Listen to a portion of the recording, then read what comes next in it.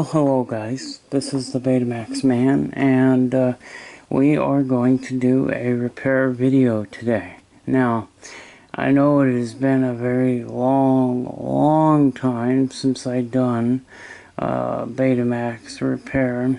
I do apologize for that. Unfortunately, I've had some financial problems with my vehicle that I'm driving.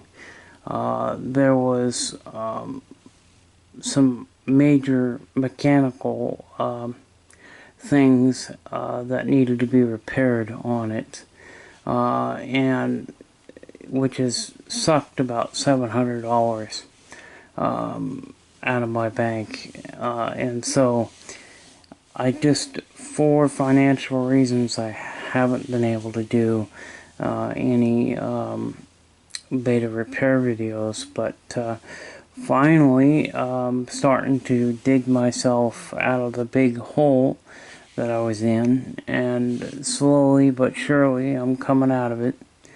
Anyway, but we have a Sony HFR30, and the picture is not right. The color is really bad, where the image is very dark.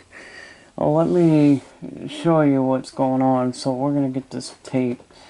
Let's grab a tape here off the shelf. Let's just put a tape in.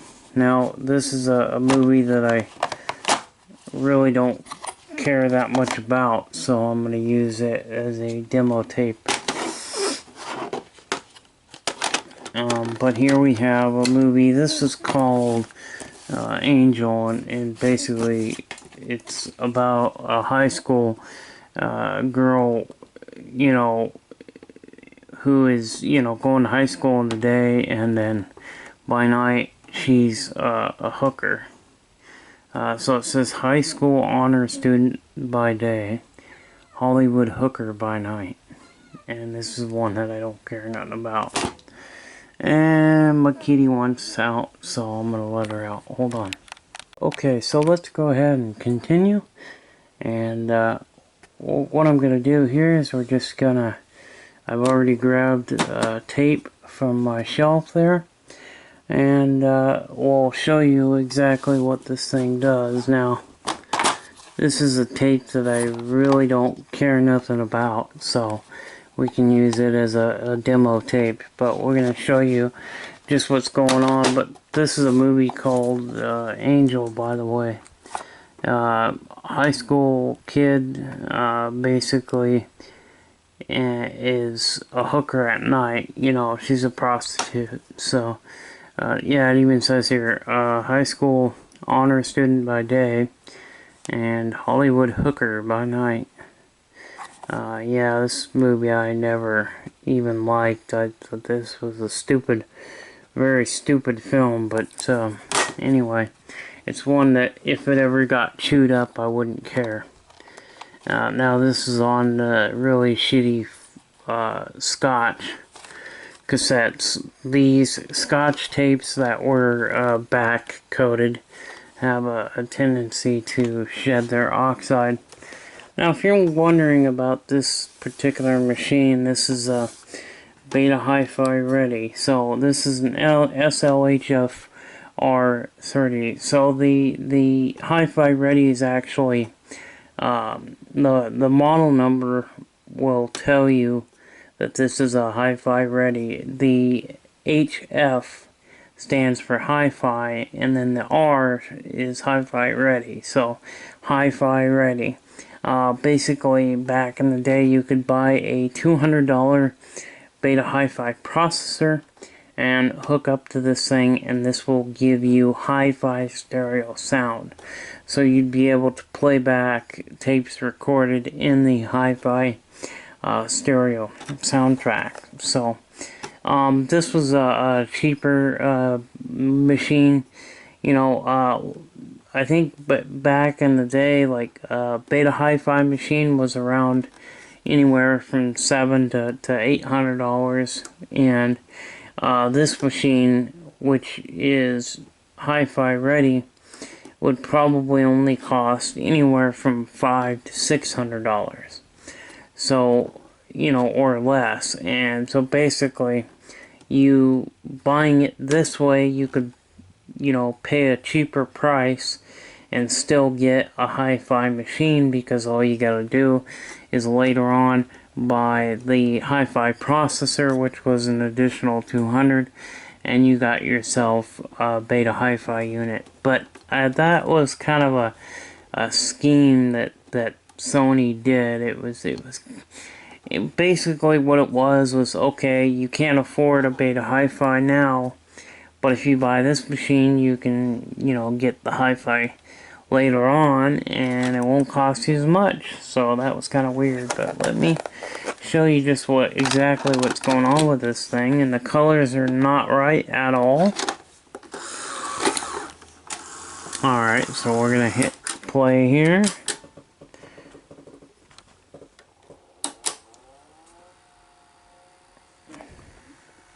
And as you can see, our colors are completely wrong. We're getting some red, some blue. Looks like we're getting some green. And it seems like as it warms up, the picture kind of improves a little bit, but that's really bad. And I was wondering if maybe there was a problem in the preamp, but then I got to looking at the picture, and I'm like, no, this has got to be a chroma. This is a chroma issue. I mean, it's not got to be a chroma issue. It is a chroma issue.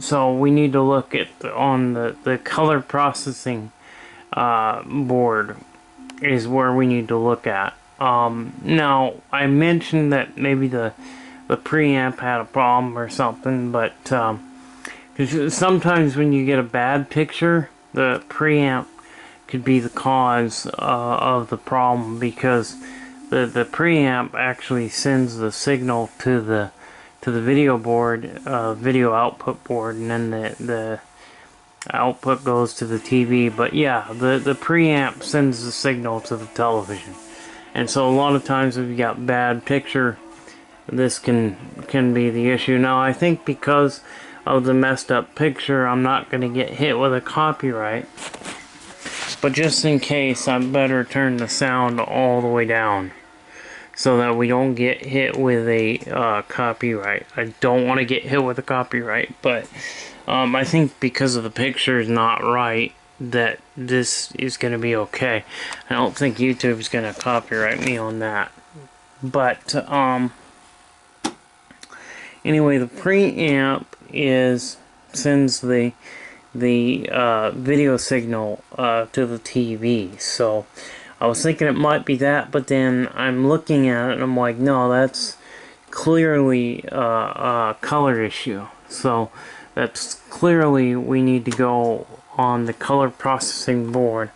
So let me get this thing apart. We're gonna now on this particular model, the video board is actually on this side, of course, and it's on the very bottom. So we need to turn the machine upside down, take the bottom panel off in order to get to the board, and then we'll take 2 screws out, which will free the board, and there's a wire that will unplug, and that way we can get full access to the board, and then we can start checking the circuitry and see if I know that this is definitely a capacitor issue. I think I forgot to mention that, but yeah, there's a capacitor problem with this, and unfortunately I think this has got those really shitty Elna capacitors.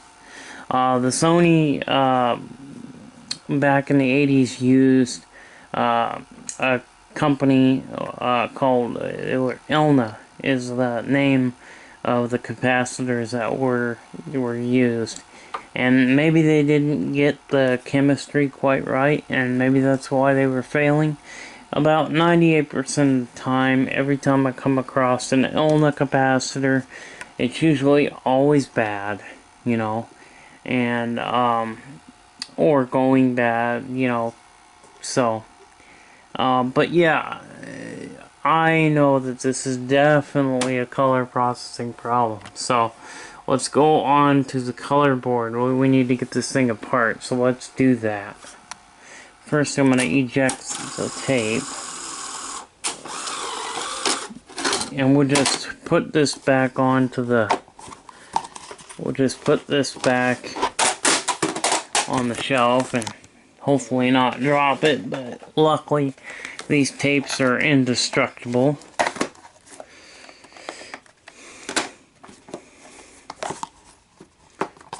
Very stupid movie in my opinion, so I don't really care that I dropped it. It's not like it's gonna get damaged, but I just put it on my shelf and keep it there as part of the collection that I have here. I have a lot of beta tapes. I probably got a couple hundred beta tapes, at least by now anyway, because I've added quite a few to my collection. So first things first, we need to unplug it. Okay, so we're just gonna pull the plug, we're gonna unplug it, and we're gonna flip it over to the bottom, and I'll show you what you need to do to get the bottom panel off. Okay, so here's the bottom panel. There's 2 screws that you need to take off of the front here, and you only need to take these 2 screws out. The other screws can be loosened. You can loosen the screws to where the screw is sticking up, and then you can literally just push back on the panel and it'll come out. So you might have to apply a little bit of resistance, but lift it up like that, you can just pull it right out, pull it right off, just like that. So I've already took the 2 screws out. I put this panel back on just to show you how easily it is to take it off, and I've already pulled the screws out, so that the board is nice and loose. So the board that we need to look at here, this is the Y processor, which is your color. That's your chroma. Now here's this is also, here's your color processor for your record side, but this is our playback. This is our color processing board right here for the playback. So, and then you have your D amplifier. Well, that's your preamp. So the preamp is right in here. So let me show you. So the preamp would be right over here. This would be where your preamp is. So if you've actually got no video signal, check your preamp and check the capacitors and just to see, you know, if you've got a problem. So I'm going to unplug this connector here, and that's going to allow me to flip the board back all the way over just like that. So the area that we need to look at is right in here. This is the area we need to take a look at, and we're going to go ahead and do some problem solving. So I know exactly where my problem lies, so now I'm going to get my tester, and we're going to take a look at some of the electrolytics that have probably went bad, or, you know, and it actually only takes like 1 or 2 to cause issues. It actually only takes 1 to cause a problem. I'm just getting my soldering iron hot, and I've got it set to 300 degrees, which is what you need to melt solder. So just gonna let that sit, let that go, and what I want to do is get my little multimeter, and we're gonna test the caps. I just want to check and see if there are any that are bad, and obviously there are going to be one that's bad, maybe two, hell, maybe 4 or 5 of them are going to be bad. I don't know. That picture looks pretty bad, though, I'll tell you that. So we need to get that fixed. I'd like to get this fixed because I was going to sell this one, and I can't sell it like this, so we've got to figure out the issue. So we got that, and we'll set it all up. We'll do a different angle here. We need to do another angle so we can show you guys what I'm doing here. I think this is going to be a good angle for me to test these components. So what I need to do, so here is our comb filter. So our comb filter is on this side. Our processing is done on the right side. This right side on the bottom corner here is the one that we're going to take a look at. So I can see that there are several capacitors here. So I've got the, so like I said, the comb is done, a comb processor is up here. I can see some shitty ELNA capacitors, so I'm going to check the 2 ELNAs first. There's some Nichicon on here too, so let's check the ELNA ones and see. Oh, yep, nothing. Nothing. We're getting nothing. Okay, so that's C46. Let's check C56. We're going to check. Okay, that one is starting to go bad. That one needs changed. That one has to be changed, because that one's starting to go bad. And let's go over to this side. This is, let's check the bottom here. C55. So C56, C46, and let's check C55. Okay, that one looks okay. That one's good. There's nothing wrong, or was that one? No, 54 is good. Yeah. So okay, so we need that one. Okay, so C55. We need to get that one. Yeah, C55 is bad. C46 is bad. C56 is starting, it needs to be changed as well. So we've got 3 so far that I'm seeing that need to be changed. Let me just look and see if there's any other ones. Here's a, let's check this one. Here's C50, which is good. That one is good. That's, oh, that's actually a resistor on that one.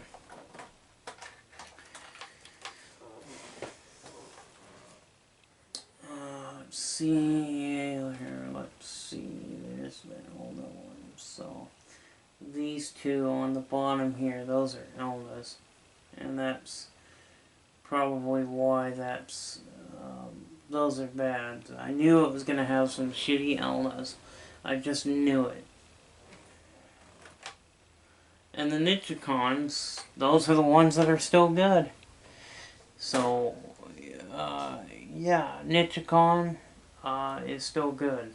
So, it's those shitty ELNA caps. Now, why not just use all Nichicon or all Sanyo or all Rubicon or something like that, you know, but no, they've got some Nichicon, some Elnas, there's some Sanyos, you know, I guess it's just whatever batch that the factory had is what they used, you know.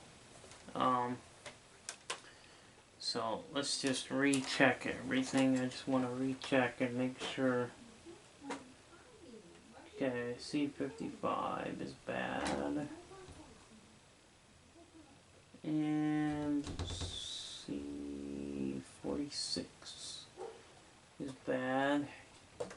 Okay. That needs changed. And C56 is bad. So, okay, so we have 46, 56, and 55. Those three are bad. So, let's change those out. What I need to do is get my my caps. I've got a bunch of caps here, so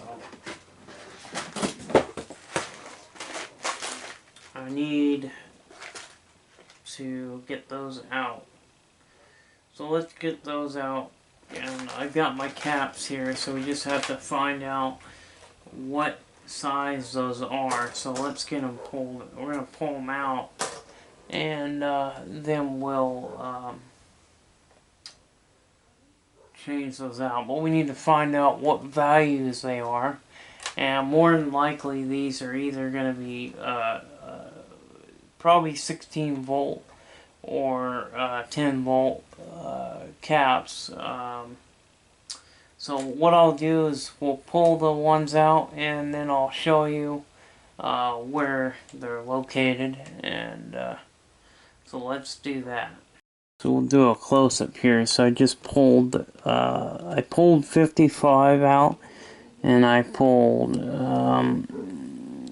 46. So these are the two that came out. So we pulled these two out, and these are 30, what are they, 33s? Yeah, this one is, this is a 16 at 33, and that one is a 10. So we've got a 10, and we've got, oh, this one's a Nichicon. That one's a Nichicon cap. Huh, I'm surprised. Surprised that one went bad. So, okay, let's change those. And I do need to pull. I pulled the other one, but the other one, that is a 16 at 10 microfarad. And I don't have any of the 10s, so I just put it back in. We're probably going to have to order the 10s. I could probably get away with putting a 22 in there, but I don't like to do that. So the one that I put back in, which was C56. So let's just get our caps here. We need to get 16. I don't have 10s, but I can put a 16 in there. It'll work just fine. So we've got some 33 is what the UF is. It's they're 33 microfarad. One is 10, the other one is 16. I don't have any 10s, so I'm going to use a 16. So 1, 2, 3, 4 over. Let's get these two. So I'm going to put these two in, and then what I might do is just put a 22 in there to replace that one. If changing these two don't change anything, we're gonna put a 22 in because that's all I have for that one. But yeah, we're just gonna put that in there. So let's put these in, and we'll stick these in. Let's just set those right over here. for now. We'll double check to make sure that those are 33s. And by the way, these cheap $15, $20 assortment of low value caps, and these are high temperature caps as well. So these are, yes, they're cheaper capacitors, but they're great for doing this type of work. If you're working on a circuit board that has low value capacitors, like, you know, values like 16 volt, and this goes all the way up to 50 volt capacitors, because this one's got, it's got a whole line of 50 volts, and it's got some 16 volts, 25 volts. It does have a few 10 volts, but the 10 volt caps are high microfarad. So anyway, so let's put those in, and we'll replace them with those and see if we can get our picture to come back, because I bet you I'm about 95% sure that this is going to correct our problem. So let's put them in, because I'm excited to see if they're going to work, if it's going to fix the problem. Here we go. They're 16 at 33, so they are the correct ones. I'm just double checking them just to make sure. But that one was a Nichicon that went bad. I was surprised, because usually Nichicon capacitors last forever. Also, another one that I liked was, I can't think of the name, but there was another one that I really liked, that were just as good as Nichicon, if not better. Oh, Panasonic Matsushita, which is Panasonic. Panasonic makes very good electronics and a lot of good electronic components. I mean, I've got a Panasonic Laserdisc player, and it is the best Laserdisc player that I have ever had or owned in my life. Panasonic was one of the last electronic manufacturers to keep making their stuff in Japan. A lot of the other companies went to China to have their stuff made. Well, Panasonic, even well into the late 90s, were still having their stuff made in Japan. So my hat goes off to Panasonic for their great machines. You know, I would say that Panasonic has got the same quality that Sony used to have. You know, Sony used to have quality, but they don't anymore. So okay, let's put those in, and we'll see what we can do here. What I'll do is I'll show you soldering them in. I should have done a video on unsoldering the caps. I don't know why I didn't.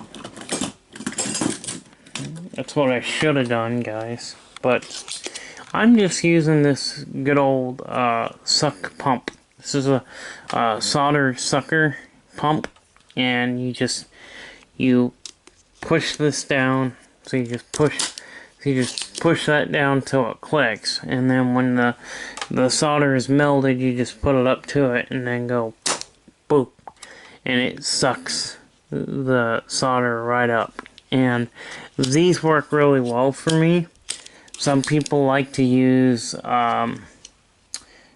other techniques, such as the braid technique, the copper braid, that they would put the copper over the joint and get the solder off that way. This is one of the cheapest ways of doing it and easiest ways of getting the solder off the board. However, they're not very good though. Sometimes you can have some that are still attached to the board, so in that case where you've got a stubborn one that won't pull out, heat the leads up and it'll pull right out. So this is probably not the best method of doing it, but it is the cheapest way of doing it. And for a beginner, I think these work just fine. For somebody that's like me who have been soldering for years, there's some other tools out there. There's like some guns that I want to invest in, and now that my finances are starting to go back into the green, maybe I can get some of that really nicer, fancier. They've got a solder gun that will heat the solder up and suck it out and then cool it down. So they got some really nice tools out there. So now that I got my iron hot, I'm just gonna slip these into the areas that's needed, and I'm gonna solder.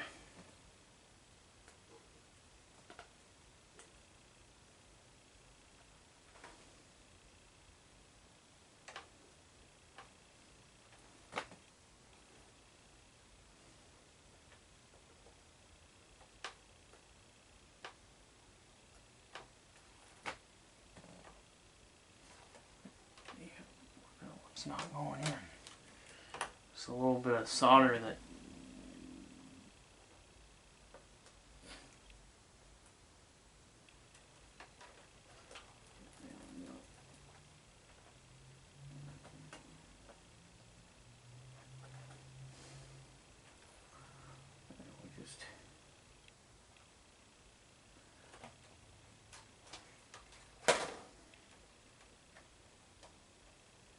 sometimes there's a little solder left on the board that's covering the hole, not allowing the lead to go in. So you just heat it up, and the pin will go right through. Okay, let's get my solder here. We're just going to put some solder on here.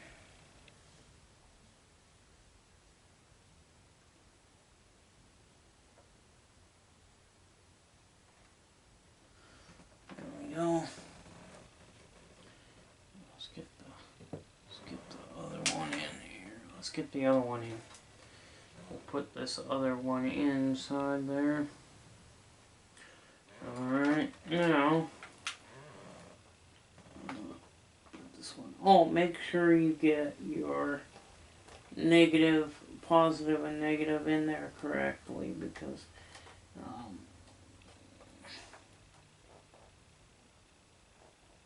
if you get them in backwards, the cap will blow up.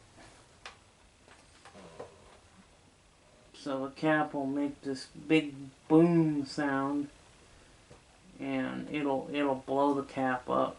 So just put them in the right spot. It's not the end of the world if you get the capacitor in backwards and it blows. It's not the end of the world. It's not going to damage anything. It's just going to make a really loud noise. So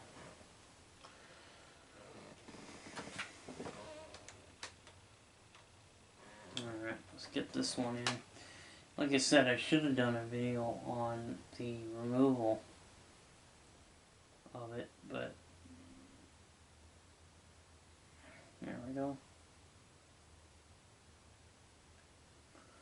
So I've been soldering for a long time, so this is just natural for me to just do it and not even think about doing a video. But anyway, like I said, yeah, you don't want to get your caps in backwards, so one of the ways that you can, usually the board will have printed on it a little silver dot, and the silver dot is the negative side, and a lot of times it'll actually tell you, it'll have a plus symbol and a little dot, a silver dot for the negative side. So, and like I said, if it gets into backwards, it'll blow it up. It won't damage anything. It just sounds really loud and annoying. So So now we're going to clip the leads off. So I'm just going to use my diagonal cutters here. And we'll nip off the leads.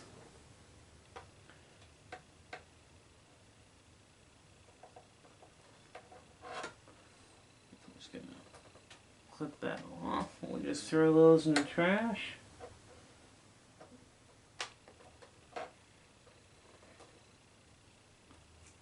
Let's just see if we get our color back, because this would be good if we can get this. I'm pretty sure that, I bet you this is going to correct it, but you don't know until you know,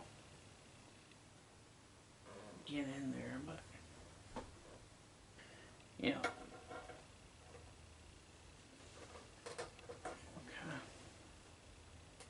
Okay, there we go, guys. Alright. Now, I might have to replace that one with a 22 UF instead of a 10. I don't like to do that because it's not the right one. You can go up a little on the voltage, but you really don't want to mess with the UF. As long as the UF is the same, you can go a little bit up in voltage, it's not going to matter, but yeah, you don't really want to be changing out the UF. So, with a different one, you want to keep the same. So, let's just go ahead and we'll test this out. So, somebody was asking me what equipment I use for testing caps, and this is it right here. This is just my little analog multimeter. I use it all the time. You can do voltage tests with it, all kinds of stuff. So really, a multimeter is your friend. Alright, so let's get this. I'm not going to put it back together yet. I want to make sure this thing is working before we put it all back. And like I said, I think I may, geez, I need to order that 10. I need to order some 10 microfarad caps because I just do, you know. Let's just go ahead and get this. Now, you don't have to take your cover, your top cover off, but I did just so that if I needed access, I could, you know. So, but let's plug this in, and we'll see what we can see if the video is even better. And we're gonna find out here real quick here if this is gonna do the trick or not. So let's get my tape out. Let's put the cover over there. And let's see real quick. I'm going to find out here in just a minute whether or not we fixed it.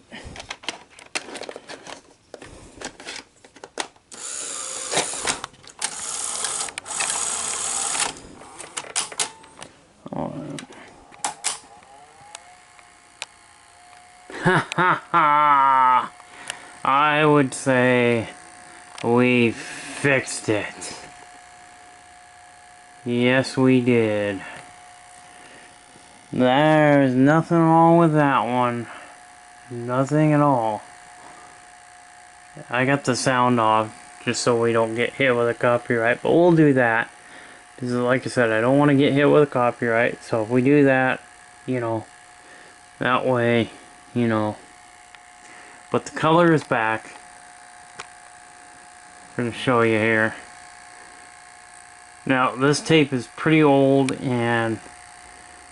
but you can see the colors are fine. The colors are correct, and you can now see she's no longer a really dark red and green. We now have colors, or crisp, clear. And I've got the sound off because I think the sound being off will definitely allow it to not get hit with a copyright, but just how simple this repair was. Could not believe just how great the repair was on this thing. So one of the next things that I might do to this thing is I'm thinking of just going and changing out. See, the color is really good now. Look at that. Look at that. That is beautiful. Nothing wrong with that picture at all. So we fixed it, ladies and gentlemen. We saved another one, didn't we? This one didn't have any mechanical problems whatsoever, but it did have an electrical issue. So I was right. It was the color processing board. And that one was a Nichicon that went bad, which usually Nichicon caps don't go bad. Now there's that one cap that is starting to go bad. There's remember the 16 at 10 microfarad?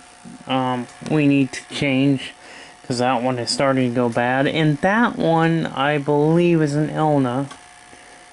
But, you know, luckily the picture is still pretty good for being, yeah, it's not bad at all. So, you know, my camera, I'm not sure how this is going to make it look, you know, with the frame rates and stuff being a little different. Sometimes the contrast isn't that great when you're showing an image of a TV, but in real life this looks pretty good. So well, at least we fixed it. We got that part going. Now, one of the things that I'd like to do that I think is going to help with improve the picture quality is going into the head amplifier and recapping it. Just do a whole recap, all new caps in the preamp. And that's gonna really improve the picture quality. Also, going into the head amp and recapping the head amp. And so we'll do, you know, this kind of looks blue on my camera screen, but in real life it's not blue tint.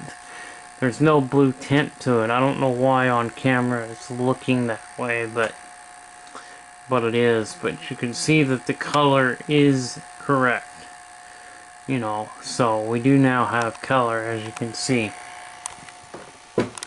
and which is fantastic. So we've got another one. We fixed another one. We've got so now I can just go ahead and put this all together. Let me show you the back here. We can show you where the Beta Hi-Fi processor plugs in at. So we can turn this thing around here. Okay, so the processor would plug into there. So these little pins, this is where the Beta Hi-Fi processor plugs in. So you plug in the Beta Hi-Fi processor to the back of here, and your audio cables will now plug into the processor. So just the audio cables will go into the processor, and that will give hi-fi stereo. So, and this tape is recorded in hi-fi stereo. So, you know, if I had the processor hooked up to it, we would get hi-fi. Oops, let's plug this. This is actually just a dust shield for the connector. This just keeps the dust out. That's all that does. And then here with this board, this is the board that does all the servo functions for the video head, and the capstan servo is all done on this board right here. So, and there's another one of those shitty dark blue caps, Elna caps. So we'll have to. But now I can sell this thing, and somebody will have a very nice beta machine with that they could use to get transfer their tapes, or just playing back old tapes. Or some people, like I do, we have quite a large library of beta tapes, and we like to be able to play them back here and there, you know, because you spend a lot of money on these films, and you know, you just want to be able to watch them, you know. And yeah, you can buy the Blu-rays, but I find it very fascinating. I like it. I like the analog videotape recording stuff. Anything to do with beta VCRs, I love. You know, I don't mind that I've only got 240 lines versus 1080. Okay, that doesn't bother me. I don't know why. I still like the analog, the old beta and VHS tapes, and you know, of course, I love the Laserdisc format. And but anyway, yeah, this thing is just performing beautifully. So we can now, you know what, I'm gonna rewind it. Yeah, we'll need to rewind it.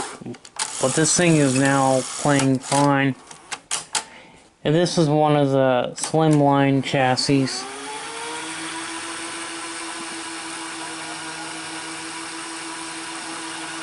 Let's just get this thing to rewind, and I can't believe how good that picture is.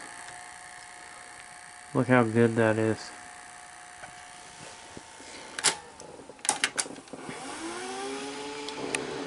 So we have our line input, or tuner. So we can go to our tuner, and we can go channels. They've got these preset cable channels. The thing that I didn't like about the VCRs from the 80s is that you had a tuner, and you could only preset 14 channels. So you had to pick the 14 channels you wanted to make your recordings from. Or if it was on a channel that you didn't program, you have to unprogram it, reprogram the channel so that you can now make your recording from. So this has got, you know, it's just a 14 preset channels that you have, that you can set.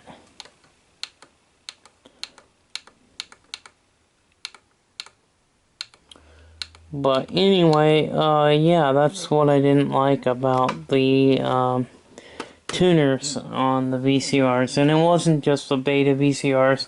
The VHS machines were the same way. You only had 14 channels that you could set and record from. So this one, rewind all the way. Yeah. Yeah, we got our counter. Let's reset the counter.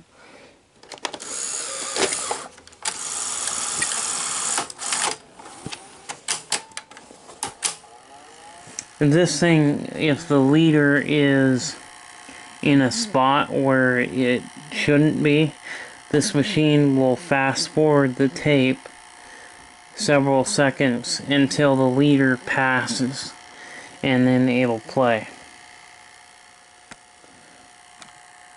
Interesting. Oh yeah, that looks so much better. Vistron video. I should take a look at my Michael Jackson's Thriller on Laserdisc. But there we go.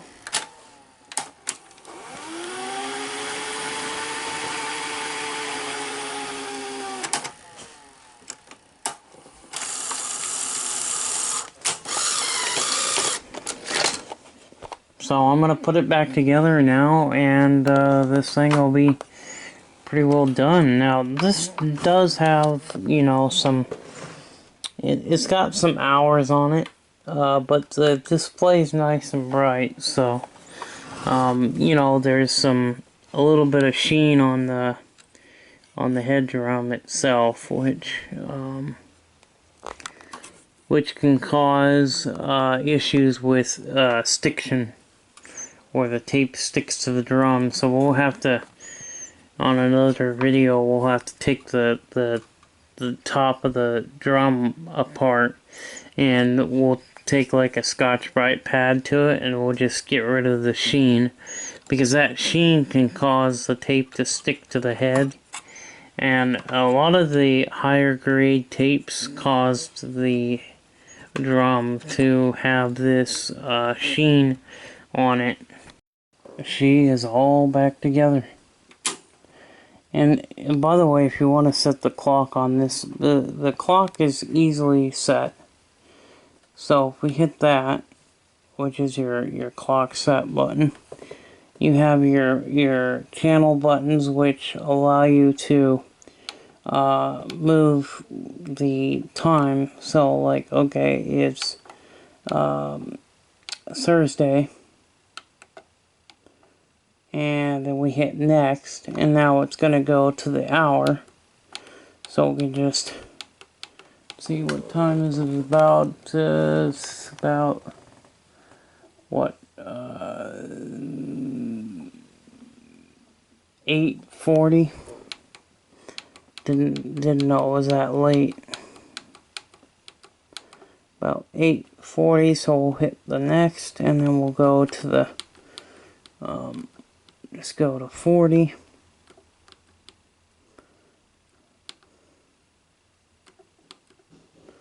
Hit next again, and you're set. So the clock is set. You just need to have your power on, and then you hit your clock set, and it'll allow you to set the clock. So anyway, that's it. It's very simple, and if you want to go to your clock counter, you can go there. This doesn't have hours, minutes, and seconds. It's not a real good counter, but this one does offer one. So, and I think, yeah, that's it. The nice thing about this is it's got that really cool record button where you just slide it and it clicks. So when you go to make your recording, and that's pretty cool. So anyway, glad that you guys got to see me repair another beta machine, and so that's going to be it on this video. And don't forget to hit that like and subscribe button if you wouldn't mind. Be very much appreciated of it. And if you hit that bell icon, you can get notices on every time I make either a beta repair video or just a physical media filler video. So anyway, don't forget to hit that like and subscribe, and hey, we'll see you in the next video. Bye bye.